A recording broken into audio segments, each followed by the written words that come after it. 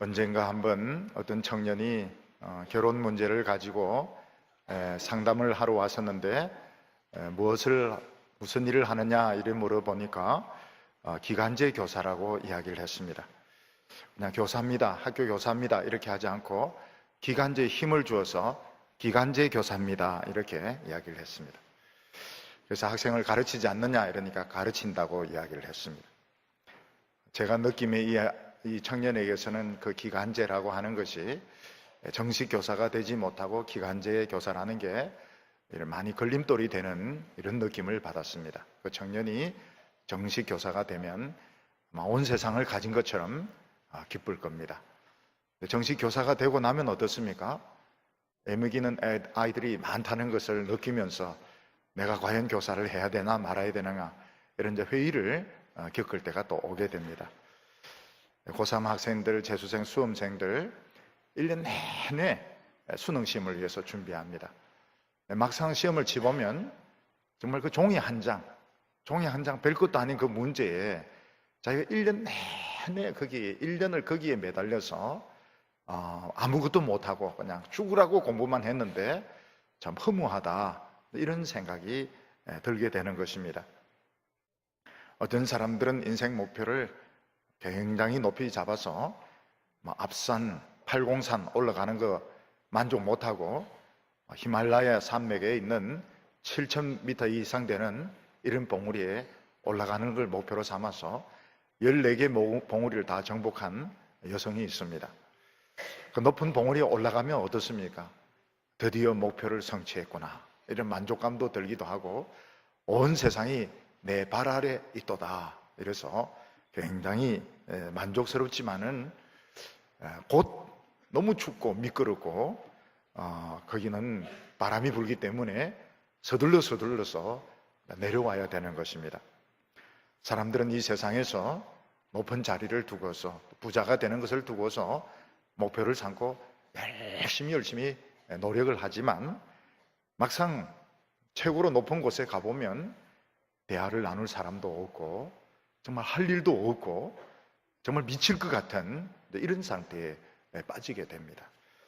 거기서 조금 잘못하면 성추행이라든지 또 술을 만져서 무슨 난동을 부렸다든지 또 돈을 잘못 만져서 실패해서 완전히 인생을 망치게 되는 것을 볼 수가 있습니다.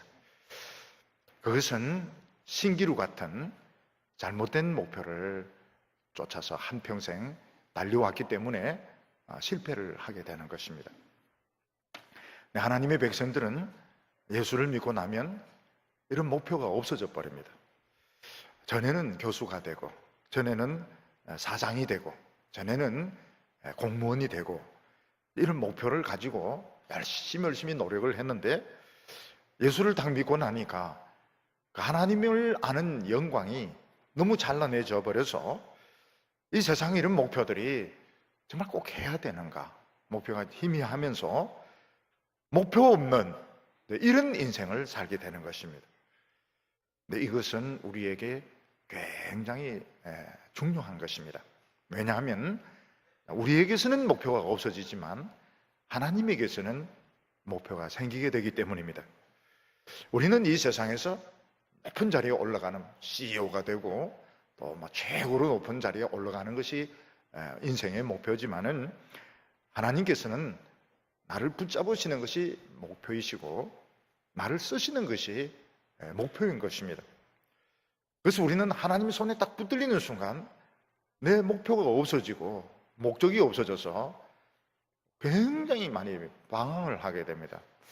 유학을 가야 되는지 말아야 되는지, 변호사가 돼야 되는지 말아야 되는지, 되면 좀 좋을 것 같기도 한데 너무 또 그 준비하는 기간이 길기도 하고 과연 그래야 되는지 막 우물쭈물하면서 그러면서 정말 사회에 적응을 못하는 부적응아가 될 때가 있습니다. 모세는 젊었을 때 애굽의 공주의 아들로 입양이 되어서 참 멋지게 자기 인생을 설계하고 막 성공하는 길을 달리고 있었습니다. 그러다가 어느 날 히브리 노예들에게 관심을 가지고 그들을 도와주려고 하다가 노예 감독 한 명 때려 죽이고 살인자로 도망을 치게 됩니다. 40년 동안 도망자 생활을 하게 되면서 모세는 인생 밑바닥까지 떨어지게 됩니다. 거기서 하나님이 모세를 만나주시고 거기서 하나님 모세를 잡아주셔서 정말 중무후무한 모세의 그 지팡이에서 10가지 재앙이 일어나고 기적이 일어나고 축복의 역사가 나타나는 이런 인생을 살게 되는 것입니다. 그래서 우리가 예수 믿고 난 뒤에는 정말 내 앞길을 예측을 할 수가 없습니다.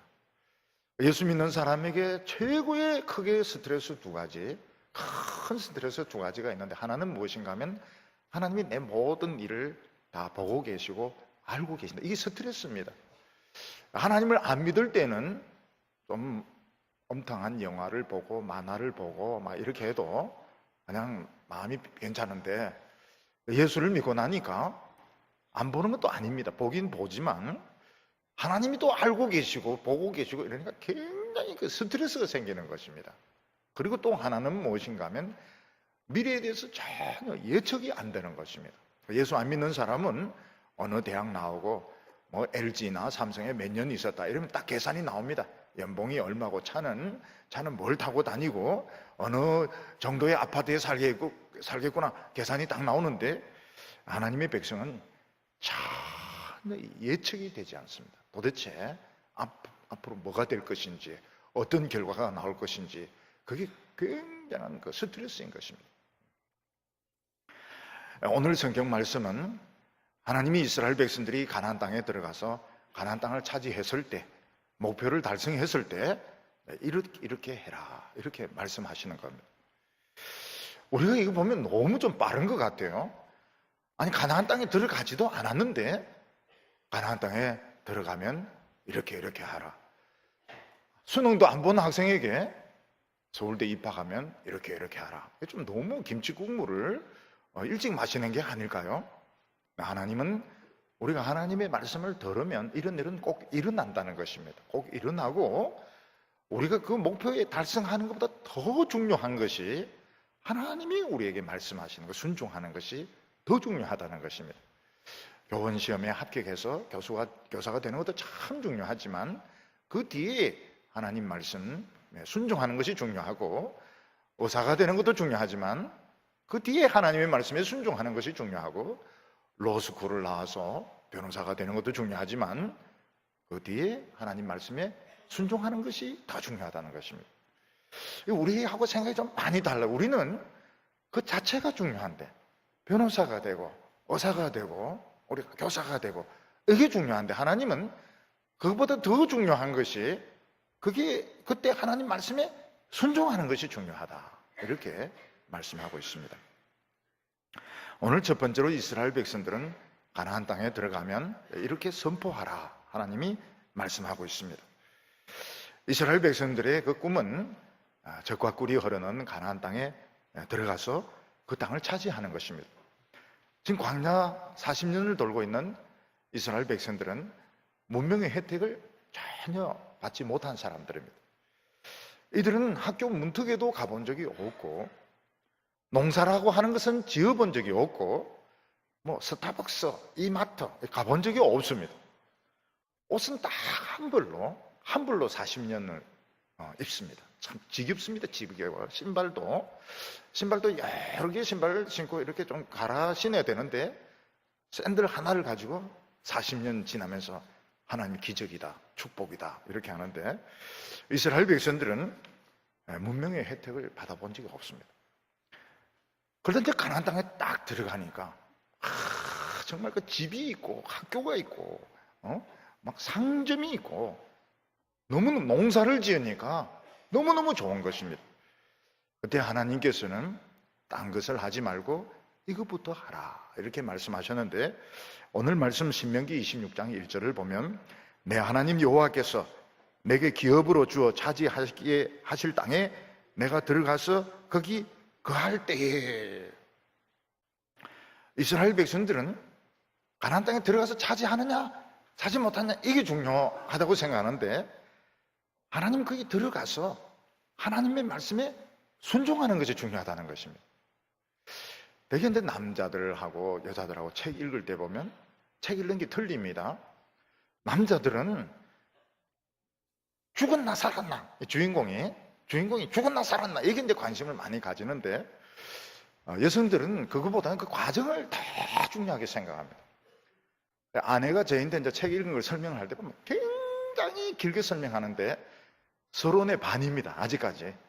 아직까지 이 본론 들어가지 막 그 서론이 막 그 상황 설명이, 그래서 저는 기다리다 못해서 제발 죽었나 살았나 이래 묻는데, 그건 중요하지 않다는 거예요. 죽든지 살든지 그건 중요하지 않고, 그만 무슨 옷을 입었고 무슨 상황이 어떻고 이게 더 중요하다는 것입니다.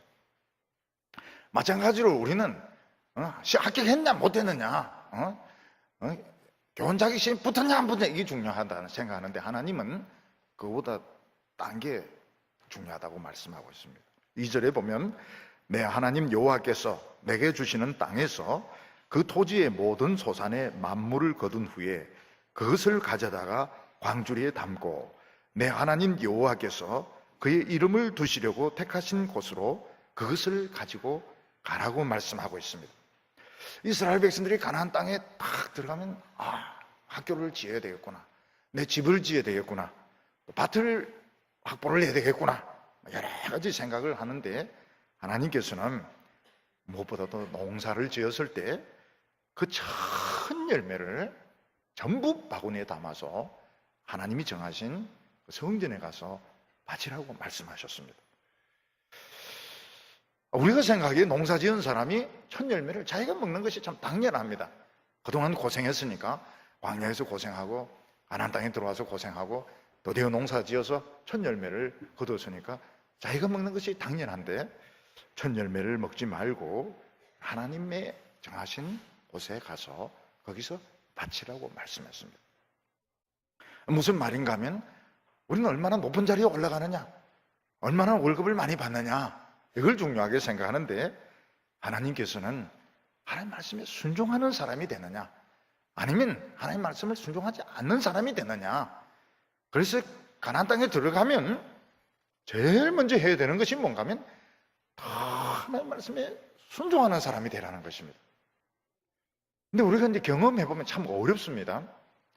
왜냐하면 이제 청년이, 참 믿음이 좋은 청년이 취직이 안 됐을 때는 청년부에서 막 충성을 합니다. 총무를 하기도 하고 회계를 하기도 하고 막 여러 가지 이제 준비를 하다가 대기업에 취직이 됐으니까 연수 받으려고 바쁘죠.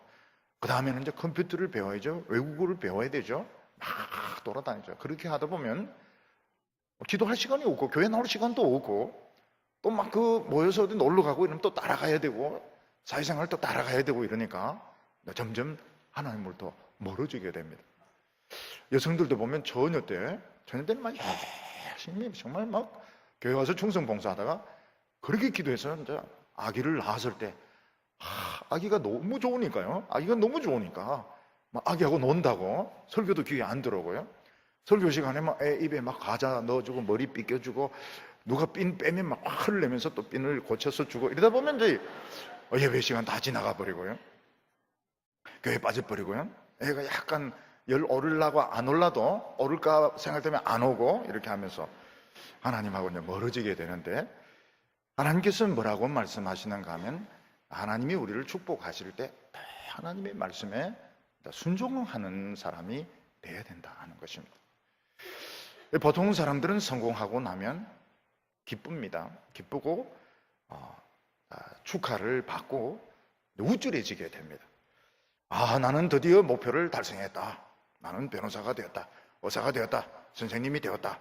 굉장히 그 우쭐한 생각이 들게 되는데, 이 우쭐한 생각이 사실은 자기 도취가 될 가능성이 굉장히 많습니다. 근데 이 자기 도취라고 하는 것은 사실은 술 취한 것과 똑같습니다. 술 취한 것과 똑같아가지고 좀 붕 뜬 상태에서 진짜 중요한 것을 못 볼 때가 많고, 자칫 잘못하면 한 번의 충격으로 넘어지게 되는 것입니다. 예를 들어서 남자나 여자나 막 잘생긴 사람들 있지 않습니까? 잘생긴 사람들을 이렇게 보면 좀 굉장히 우쭐대는 우울감 같은 거 이런 걸 가지고 있으면서 자기처럼 잘생기지 않은 사람도 얼마든지 소중할 수 있다. 이걸 잘 몰라요. 예를 들어서 아주 좋은 이런 명문 학교를, 대학을 다니는 사람은 너무 이 우월감에 빠져 있어서 그렇지 않은 사람도 너무너무 진지한 인생을 살아가고 있고 너무너무 훌륭할 수 있다. 이런 것을 모를 때가 많은 겁니다. 저는 어렸을 때 아버님이 무조건 인류가 되고 1등이 되라. 그걸 늘 귀에 따갑도록 요구를 받으면서 이제 그렇게 컸습니다. 나중에 이렇게 커서 보니까 그 인류라고 하는 사람들이 얼마나 편협하고 얼마나 이기적이고 얼마나 속이 좁은 인간들인가. 그런 많이, 물론 훌륭하죠. 머리도 좋고 훌륭하지만 사실 이 인류라고 하는 사람들이 얼마나 쉽게 말해서 또라이들인가. 자기 거기에 우울감에 도취되어 있는 그런 사람들인가. 그래서 이제 이 예수 믿고 나서, 참 예수 믿고 나서 많은 환난을 겪고 나서 엘리트가 좋은 게 아니고 정말 평범한 사람들, 아무것도 아닌, 어떻게 보면 아무것도 아닌 것 같은 그 안에 얼마나 진실이 있고 참 얼마나 인간미가 있고 하나님이 얼마나 그들을 이제 사랑하시는가 하는 것을 깨닫게 되었던 것입니다. 하나님께서 이스라엘 백성들이 농사 지었을 때 첫 열매 얼마나 신기합니까? 40년 동안 농사를 안 지어본, 농사 안 짓다가 농사 지은 사람은 과일이 굉장히 신기합니다. 과일 맺히는 게 너무너무 신기하고 이거 정말 누구 주기 아까운데 그거를 하나님께 바치고 너는 두 번째, 세 번째, 네 번째 어떻게 보면 찌꺼기 가지고 살아라. 이렇게 하나님이 말씀하시는 것입니다. 집안에서 이렇게 보면 형제들이 많은 집안에는 아마 이해를 할 겁니다. 새 옷을 사면 다 커녕 언니들부터 입습니다. 그래서 이제 그 다음에 밑에 애에게 이제 물려받고 그 다음에 물려받고 가방도 새 가방은 이제 형이 첫째가 사고 둘째는 물려받고 셋째는 물려받고 나중에 이제 넷째가 물려받을 때는 옷도 이제 너덜너덜하고 가방도 이제 너덜너덜하고 헌옷이 되어서 물려받게 되는 것입니다. 부모님들도 아이들을 부를 때 아무래도 이제 장남, 장녀를 좀 제일 중요하게 생각하고 그 다음은 이름도 안 부릅니다. 둘째, 셋째 아니면 저거, 이거 이런 식으로 이제 부르는데 어떤 집에서는 아예 노골적으로 야, 너희 형이 집을 세워야 되지 않느냐, 너희 형이 고시 공부를 하고 너희 형이 해야 되는 대학 가지 마라 이런 식으로 해서 일부러 형을 위해서 포기를 시키는 이런 집도 있는 것입니다. 하나님께서는 이스라엘 백성들이 가나안 땅에 들어가면 난 장남이다 이런 생각하지 말라는 것입니다. 요즘 보면 우리 이 합동교단을 자꾸 자신들이 장자교단 이렇게 말하는데 그런 말 쓰지 말라는 겁니다. 그런 말 쓰지 말고 둘째, 셋째, 차남, 셋째 이런 식으로 참 우리는 참 하나님 앞에 참 부족하다. 하나님 앞에 부족하다. 최고가 아니다. 이런 심정으로 살 때 인간미가 있고 오히려 더 풍성하고 하나님이 그들을 더 사랑한다는 겁니다. 이 사람은 최고가 되는 것을 목표로 해서 사는데 하나님의 백성은 두 번째, 세 번째를 목표로 해서 살아라 이렇게 말씀하고 있습니다. 요즘 우리가 이리 보면은 굉장히 경쟁적인 이런 분위기에서 살고 어떤 사람은 이제 무슨 말인가 하면 2등은 기억하지 않는다. 어느 곳에든지 사람들은 1등만 기억하지 2등, 3등은 기억하지 않는다. 그런 이야기들을 합니다. 근데 이게 아이들에게도 전염이 되어서 아이들도 보면 이제 시시한 물건 안 사고 브랜드가 있는 신발, 브랜드가 있는 옷 이런 것을 입으려고 하고 부인들도 보면 이제 명품 같은 거 아주 유명한 명품 같은 걸 가방도 명품 아닌 거 들면 막 들기 싫고 버리고 싶고 명품 있는 이런 루비통 이런 거 들어야 사람들이 막 보는 것 같고 근데 하나님은 그렇게 하지 말라는 것입니다. 하나님께서는 그렇게 하지 말라. 왜냐하면 사람은 최고의 목표를 가지고 막 몸부림을 치는데 그 목표가 이루어지면 어떻게 됩니까? 잠시 기쁘고 또 새로운 목표를 찾아야 됩니다. 그리고 그 목표가 만약 없어지게 되면 굉장히 방황을 하게 됩니다. 뭘 해야 될지 몰라가지고. 목표가 있는 동안은 마음이 집중이 되는데 목표를 이루어버렸거나 목표가 없어져 버리면은 그때는 굉장히 방황을 하게 됩니다. 근데 하나님께서는 뭐라고 말씀하십니까? 너희들이 하나님의 말씀에 순종하는 것이 목적이 되어야 된다. 하나님 말씀에 순종하고 하나님 말씀에 붙들리기 위해서는 너희들은 꼭 너무 최고가 되지 말고 두 번째, 세 번째가 되어야 된다. 이렇게 말씀하고 있습니다. 3절에 보면 그때의 제사장에게 나아가 그에게 이르기를 내가 오늘날 당신의 하나님 여호와께 아뢰나이다. 내가 여호와께서 우리에게 주리라고 우리 조상들에게 맹세하신 땅에 이르렀나이다 할 것이요.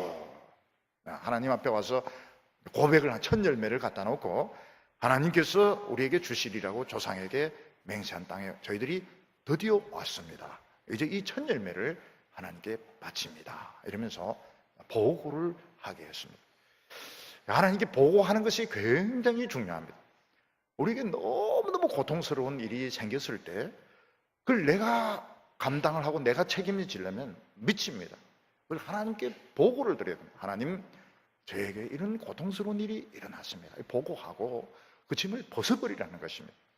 나에게 굉장히 기쁜 일이 일어났을 때도 하나님 참 이런 기쁜 일이 일어났습니다. 참 감사합니다. 그리고 떨어버리라는 겁니다. 그렇게 해야 우린 또 새로운 은혜를 받을 수 있지.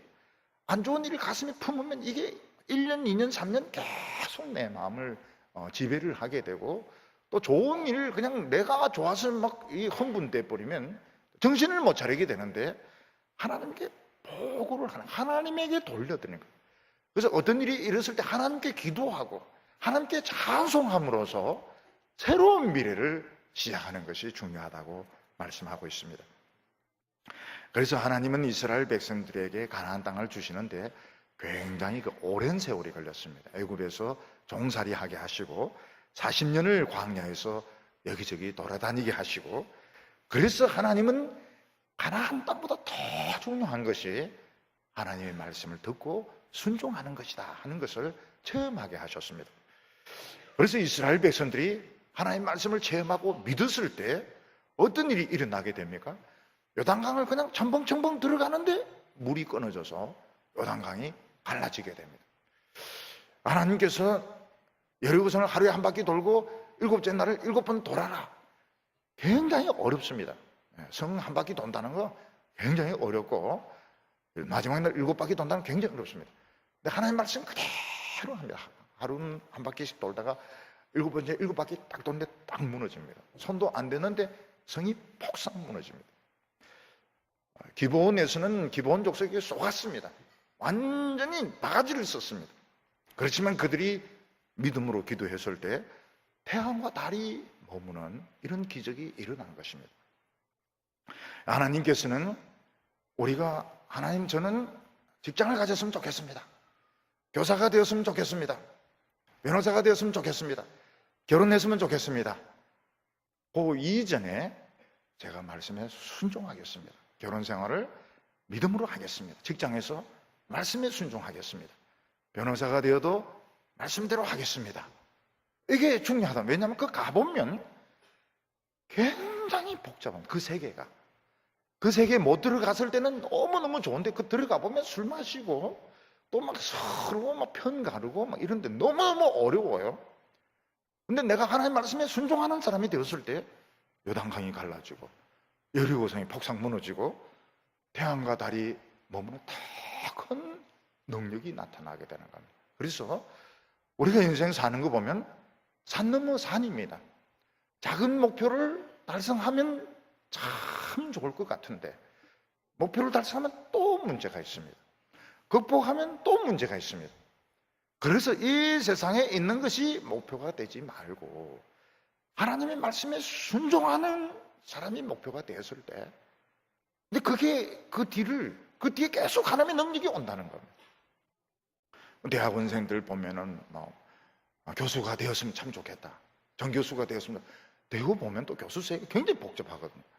S대, BS대, 유학파, 비유학파 막 갈라지기도 하고 막 그리고 뭐 논문 지도라든지 막 복잡한 게 많은 거예요. 그래서 하나님께서 뭐라고 말씀하시는가 하면 이 세상에서 한 단계 올라가는 것이 목표로 삼으면 또 어려움에 또 빠지게 된다는 겁니다. 하나님의 말씀에 순종하겠어요. 그러면 지금부터 순종해야 됩니다. 지금부터 하나님 말씀에 순종할 때 요단강이 갈라지고 여리고성이 무너지는 이런 능력으로 가야 우리가 이 세상에서 높은 자리에 올라가건 또 못 올라가건 실패하지 않는 것입니다. 오늘 두 번째로는 지금 나의 복이 누구의 복인지 분명히 알아야 된다고 말씀하고 있습니다.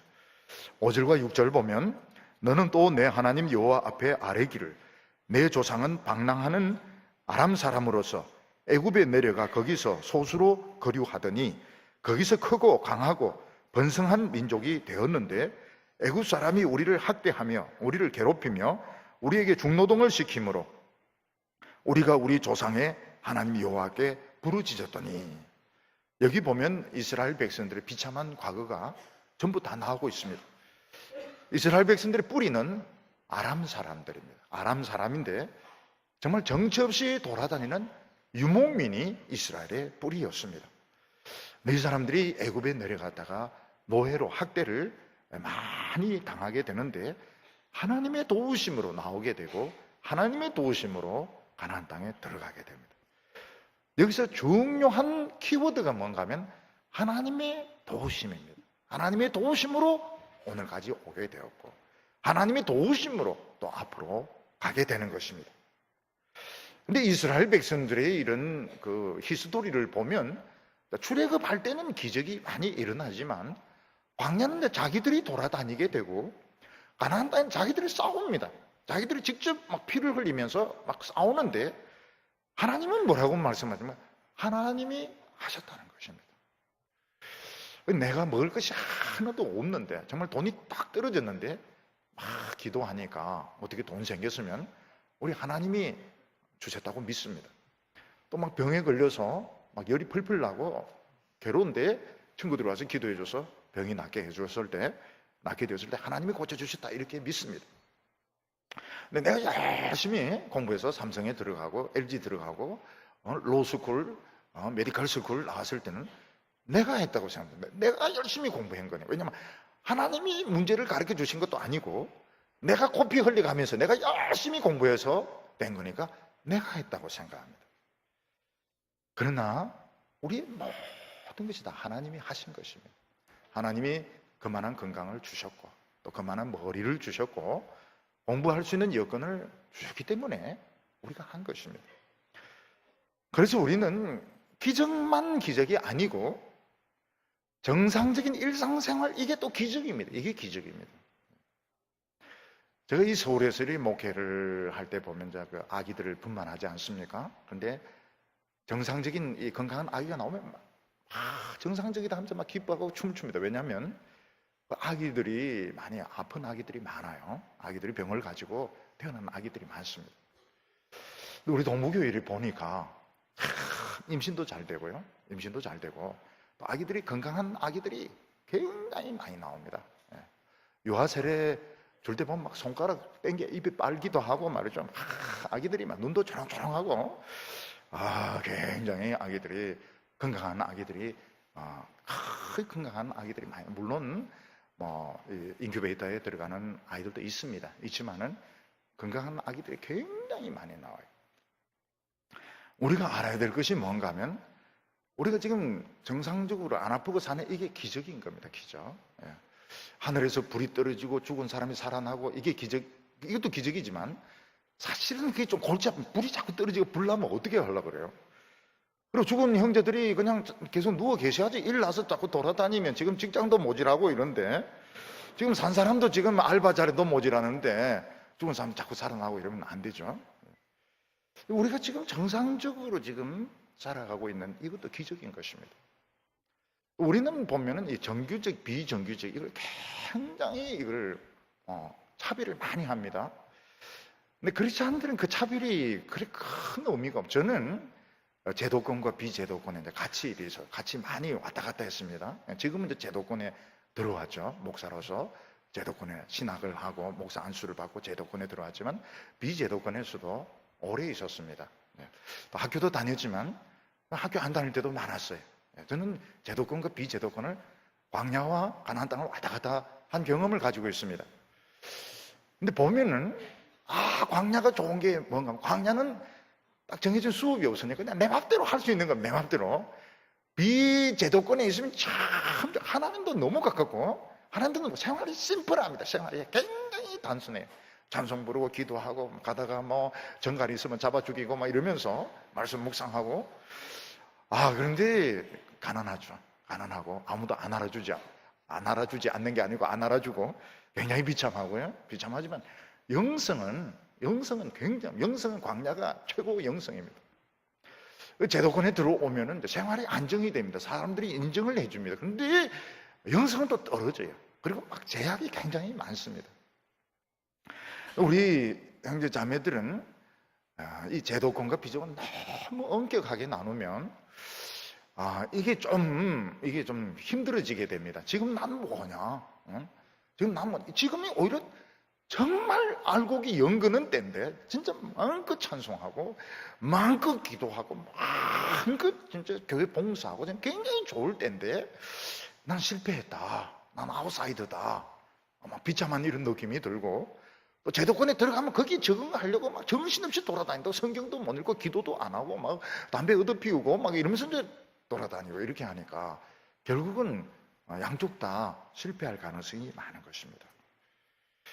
우리는 이 가난할 때를 체험하는 게 참 중요합니다. 지금 청년들은 돈이 없습니다.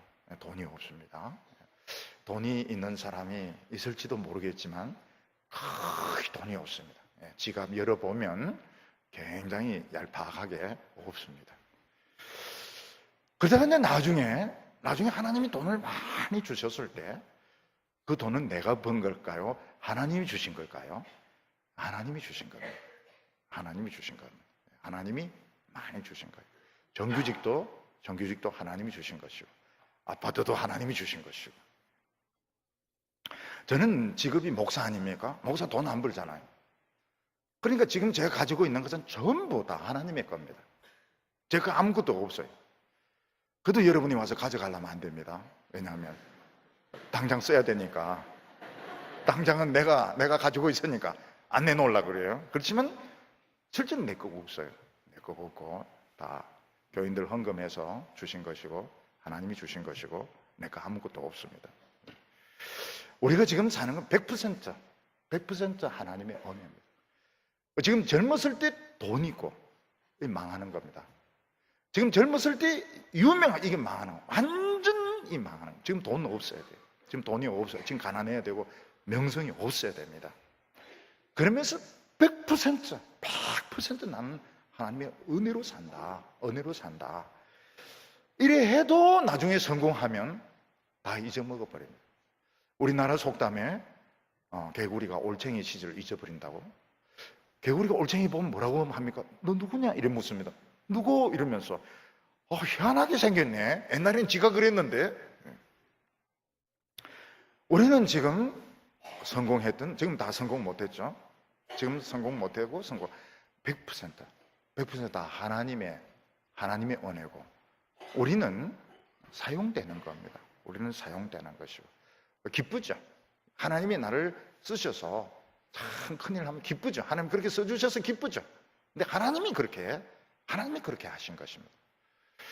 얼마 전에 이제 제가 신문을 읽으면서 제가 아내가 자꾸 기사를 읽으라고 막 오래가지고 막 주는데 그걸 이제 읽어보니까 이제 그 성수교가 무너지면서 교대생 여자 한 명이 죽으면서 자기 수첩에 14가지 소원 그 중에 하나가 요양원을 만들고 장학금을 주는 겁니다. 그래서 부모님이 이제 그 보상금을 가지고 장학금을 줬는데 신학생 한 명이 그걸 가지고 목사가 된 겁니다. 이 사람이 내가 이거 뭘 할까? 그 14개 중에 하나는 내가 책임지겠다. 그래서 요양원을 만들기로 그 목사가 요양원을 만들기로 했습니다. 돈이 없어요. 근데 막 할아버지 할머니들 막 도와주는데 그 막 고집스러운 할아버지 한 명이 있는 겁니다. 그 할아버지 한 명이 자기를 억지로 끌고 뭐 용인인가 어딘 데 가서 보여준데, 알고 보니까 이 할아버지가 몇십억의 땅을 가지고 있는 땅 부자인 겁니다. 그래서 자기가 너무 외로워가지고 요양원에 있는데, 당신이 맨날 그 기도하는 소리를 듣고 내가 그 땅을 당신에게 기증하기로 했다. 그래서 안 된다고, 그렇게 많이는 안 되고 조금만, 요양원 하는데 필요한 조금만, 그래가지고 요양원을 만들었다는 겁니다. 알고 보니까 하나님이 하신 거예요. 하나님이 참 모든 것을, 대학생, 꿈 많은 대학생, 교대생이 죽은 것은 너무 안타깝지만 하나님께서 모든 걸 아름답게 만드신 것입니다. 우리에게 고통스러운 일이 오면 마음이 아프죠. 참 잘 되고 싶은데, 잘 되고 싶고 좀 멋지고 싶은데 하나님이 아픔을 주시니까, 하나님이 아픔을 주시면 또 몇 배의 위로를 주시니까 두려워할 필요가 없습니다. 그래서 하나님은 무슨 말씀을 하십니까? 이 세상 것이 목표가 되지 마라. 100%, 100% 하나님의 능력으로 살아라. 이게 너희들이 승리하는 비결이라고 말씀하셨습니다. 세 번째로 보면 그런 사람들을 하나님의 보배로운 백성으로 삼겠다, 이렇게 말씀하고 있습니다. 16절과 17절 보면, 오늘날 내 하나님 여호와께서 이 규례와 법도를 행하라고 내게 명령하시나니 그런즉 너는 마음을 다하고 뜻을 다하여 지켜 행하라. 내가 오늘날 내 여호와를 내 하나님으로 인정하고 또 그 도를 행하고 그 규례와 명령과 법도를 지키며 그 소리를 들으라 화근하였고. 하나님은 모든 복을 성경 안에 다 넣어서 주셨습니다. 우리가 보기에 성경이 복이 아닌 것 같아요.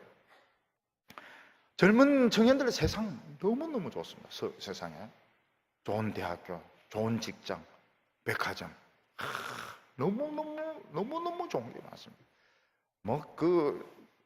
삼성 같은 데 가서 이렇게 해가지고 사원증을 목에 걸고 돌아다니는 친구들 보면 부럽고 말이죠.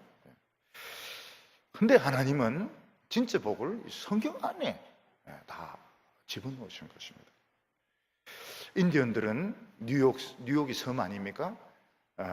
백인들이 그 뉴욕 섬을 살 때 구슬 한 박스를 받고 판 겁니다. 구슬이 보석인 줄 알았던 겁니다, 인디언들은. 참 그 백인들이 못됐죠.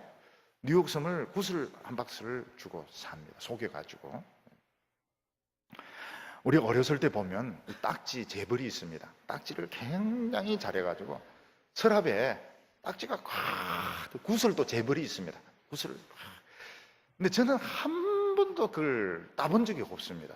이걸 딱 이렇게 해야 되는데, 이걸 이렇게 하고 또 딱 넘겨야 되는데, 저는 교회를 다녔기 때문에 한 번도 이 딱지를 잘 해본 적도 없고, 구슬치기를 하기는 했지만 제대로 이렇게 해본 적도 없고요. 화투도 못하고요. 화투 같은 것도 교회를 다니니까, 교회 다니면 찬송 부르고 이렇게 해야 되니까 어디 화투 같은 거, 화투도 못하고요.